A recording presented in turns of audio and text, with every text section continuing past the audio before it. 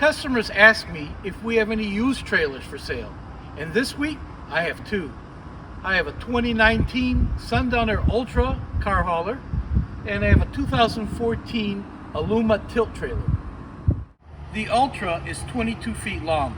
That includes 3 feet of storage in the nose and 19 feet of deck. The fenders are easily removable, and this includes two 8-foot ramps that pull out from the back.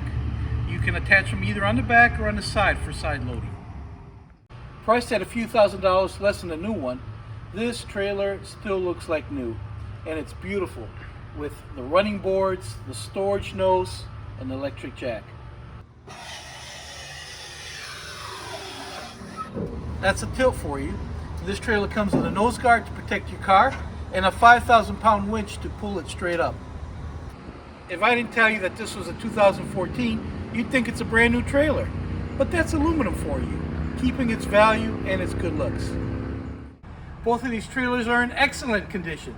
So give me a call at ocalatrailer.com, part of the Burnyzz Motorsports Complex, and I'll set you up with a trailer that'll give you years of service for much more to come.